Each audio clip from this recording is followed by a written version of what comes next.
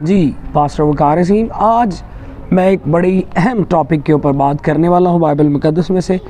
और मैं उम्मीद करता हूँ जितने लोग मुझे सुनते हैं, जितने लोग मुझे देखते हैं, वो मेरी वीडियो को लाइक भी करते हैं, शेयर भी करते हैं और कोशिश करें कि वो लोग जिन्होंने चैनल को सब्सक्राइब नहीं किया हुआ वो चैनल को सब्सक्राइब करें। बेसिकली ये आपकी तरफ से हमारे लिए सपोर्ट होती है ताकि हमारी वीडियो मैक्सिमम लोगों तक जा सके। और आज का जो टॉपिक है वो ज़बूर 24 और उसकी 3 और 4 वर्स है जो मैं आपके सामने पढ़ने जा रहा हूँ। यहाँ पर लिखा है, खुदावंद के पहाड़ पर कौन चढ़ेगा और उसके मुक़द्दस मकाम पर कौन खड़ा होगा। और फिर लिखा है, वही जिसके हाथ साफ़ हैं और जिसका दिल पाक है। हालेलुया। मेरे अज़ीज़ों, इस आयत करीमा पर जब गौर करते हैं तो लिखा है कि कौन खुदा के पहाड़ पर चढ़ेगा और कौन उसके मुक़द्दस मकाम पर खड़ा होगा। वही जिसके हाथ क्या हैं, साफ़ हैं और दिल क्या है, पाक है।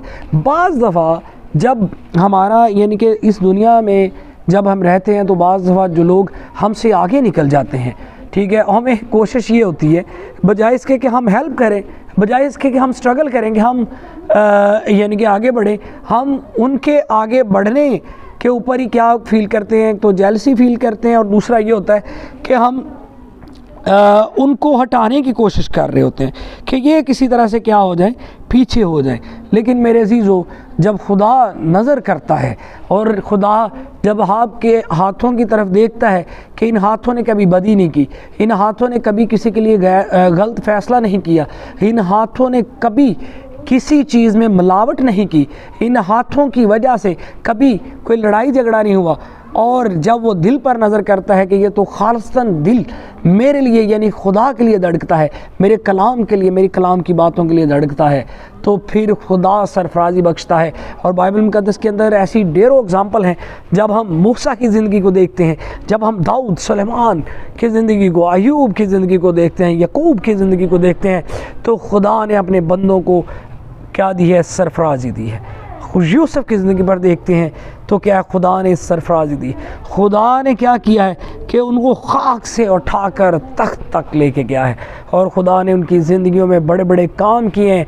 मेरे जो आज के कलाम का मकसद ये है कि जब आप पर खुदा नज़र करे तो आपके हाथ हर तरह की बुराई से क्या हो, साफ़ हों, और जब आप पर नज़र पड़े तो आपका दिल खालिस्तन खुदा के लिए धड़कता हो। कभी कभी ये होता है कि हम चर्च में बैठे हुए, हमारे पास कोई आके बैठ जाए जिसको हम नापसंद करते हैं, तो क्या होता है, हम दिल ही दिल में उसके लिए बेशुमार बातें, अच्छी बातें आप समझ रहे हैं कि मैं क्या कहने जा रहा हूँ। बेसिकली हम दिल के अंदर क्रोध रखे हुए होते हैं, दिल में बुरा भला उसको कह रहे होते हैं, और बैठे हम चर्च में होते हैं और फिर हम दुआ करने के लिए आए होते हैं और इस ईमान के साथ कि हमें खुदा बरकत देगा। तो मेरे अज़ीज़ों, क्या लगता है आपको कि वो जो शख्स आपके साथ बैठा है उसको तो आपकी बातें या आप दिल में क्या सोच रहे हैं कोई फ़र्क नहीं पड़ रहा, लेकिन मेरे अज़ीज़ों, खुदा दिलों को जांचने वाला खुदा है। और जब आपके दिलो दिमाग में गलत सोचें चल रही हैं तो मेरा नहीं ख्याल कि वो वाली इबादत आपके लिए बाइस बरकत होगी। और कोशिश करें, जब हम यसाया की किताब का मुताला करते हैं तो बड़े गौर से सुनिएगा। यसाया पहला बाब और उसकी 15 आयत में क्या लिखा हुआ है। लिखा है कि जब तुम अपने हाथ फैलाओगे, कौन से हाथ, ये वाले हाथ, ठीक है, फैलाओगे तो मैं तुमसे आँख फेर लूँगा। खुदा कहता है जब तुम हाथ फैलाओगे तो मैं आँख फेर लूँगा, मैं तुम्हारी तरफ नहीं देखूँगा। ये ऐसे ही है कि हम किसी के आगे ऐसे हाथ करें और वो अपना चेहरा ऐसे कर ले, ठीक है, बड़ा अजीब लगेगा कि जब खुदा हमसे इस तरह नज़रें फेरेगा। लेकिन हाँ, जब तुम दुआ पर दुआ करोगे, ऐसा नहीं कि दुआ नहीं करते, कहता दुआ पर दुआ करोगे तो मैं ना सुनूंगा। क्यों? तुम्हारे हाथ तो खून आलूदा हैं, तुमने इन हाथों से बेशुमार क्या की हुई है, बुराइयाँ की हुई है। इस वजह से खुदा कहता है मैं आंख फेर लूँगा, मैं तुम्हारे हाथों की तरफ नहीं देखूँगा। अपने आप को दो, अपने आप को पाक करो। कैसे दो, कैसे पाक करो, उसका भी फार्मूला दिया हुआ है। अपने बुरे कामों को मेरी आंखों के सामने से दूर करो। फिर मैं तुम्हारे हाथों के ऊपर गौर करूँगा, फिर मैं तुम्हारे दिल के ऊपर नज़र करूँगा। लिखा है बदफेली से बाज आओ, इस तरह हम अपने आप को पाक कर सकते हैं। नेकोकारी सीखो, इस तरह हम अपने आप को पाक कर सकते हैं। लिखा है इंसाफ के तालब हो, इन हाथों से कोई गलत फैसला ना हो, इन हाथों से मिलावट ना हो जाए, इन हाथों से किसी के लिए जुल्म बरपा ना हो। लिखा है मजलूमों की मदद करो। फिर लिखा है यतीमों की फरियाद रसी करो। और फिर लिखा है बेवाओं के हामी हो। अब खुदावंद फरमाता है आओ हम बहम हुज्जत करें, अगर चाह तुम्हारे गुनाह खरमजी हो वो बर्फ़ की मानत सफ़ेद हो जाएंगे, और हर चंद वो अरगवानी हो तो भी ऊन की मानत उजले होंगे। लिखा है अगर तुम, यानी ये काम फोर्स से नहीं होता कोई काम, मैं तलवार पकड़ी और आपको कौन चल बुराई छाड़, ऐसा नहीं। आपके दिल दिमाग ने फैसला करना है कि मैंने बुराई नहीं करनी, आपने फैसला करना है और खालिस नीयत के साथ फैसला करना है कि मैंने आज के बाद बुराई नहीं करनी। लिखा अगर तुम राजी, जोर ज़बरदस्ती नहीं, तलवार के साथ फैसला नहीं, ठीक है, बंदूक के साथ फैसला नहीं। लिखा है अगर राजी और फरमाबरदार हो तो फिर ये बातें करना क्या, ठीक है, बदफेली से बाज आना, नेकोकारी सीखना, इंसाफ के तालब होना, मजलूमों की मदद करना, यतीमों की फरियाद रसी करना, बेवाओं के हामी होना। अगर तुम राजी होकर और फरमाबरदार होकर ये काम करोगे तो लिखा है अगर तुम राजी और फरमाबरदार हो तो ज़मीन के अच्छे अच्छे फल खाओगे। वो अच्छे फल क्या हैं? आसमान खुल जाएगा, आसमान खुल जाएगा, बरकत नछावर होंगी। मेरे अजीज़ों, हम कैसे खुदा के नज़दीक आ सकते हैं? आप रोज़ा रखिए, आप दुआ करिए, आप जहाँ कहीं काम करते हैं, किसी फैक्ट्री में काम करते हैं, आप पता होना चाहिए कि भाई ये बंदा जो है वो बड़ा ईमानदार, ठीक है, इसने कभी अपने हाथों से कोई गलत हरकत या अमानत में ख़यानत नहीं की और इसने कभी गलत काम नहीं किया जो फैक्ट्री के लिए क्या हो नुकसान का बायस हो। इसने अपनी फैमिली के लिए कभी कोई गलत बात नहीं कही और ये अपनी फैमिली के लिए इज़्ज़त का बायस है। मेरे अज़ीज़ों, जब हम यूँ करेंगे तो क्या होगा? खुदावंद हमारी दुआओं को सुनेगा।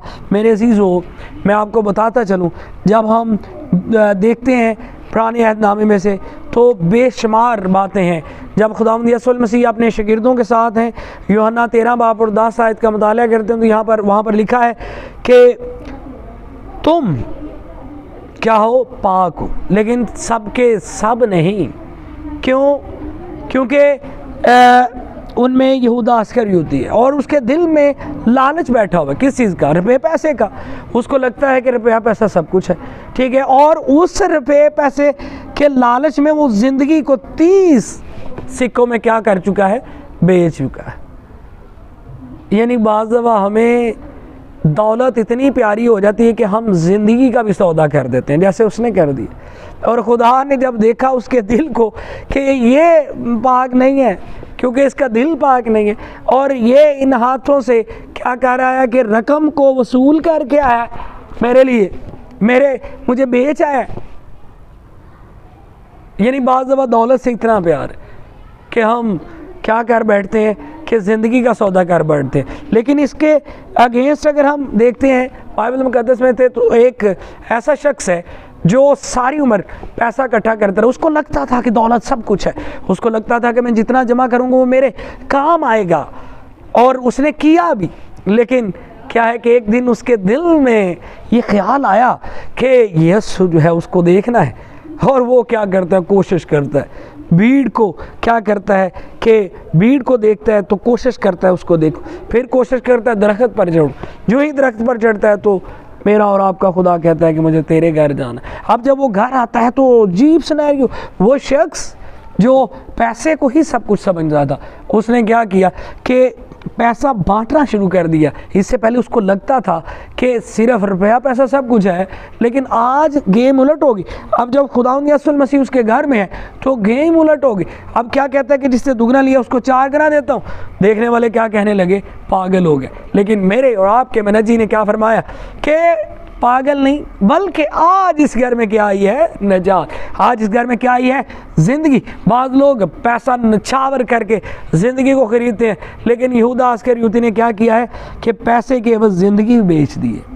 हम भी ऐसे करते हैं कभी कभी, ठीक है, हम भी ऐसे करते हैं। हमें चर्च की कोई बाहर से, जैसे खादमीन है, ठीक है, बाहर से फंडिंग आती है चर्च के लिए और वो लग्जरी गाड़ियाँ ख़रीदते जा रहे हैं। बाहर से फंडिंग आती है मसाकीनों के लिए, वो लग्जरी घर ख़रीदते जा रहे हैं। बाहर से फंडिंग आती है कि क्या करना है कि कलीसिया को मजबूत करें, वो क्या कर रहे हैं?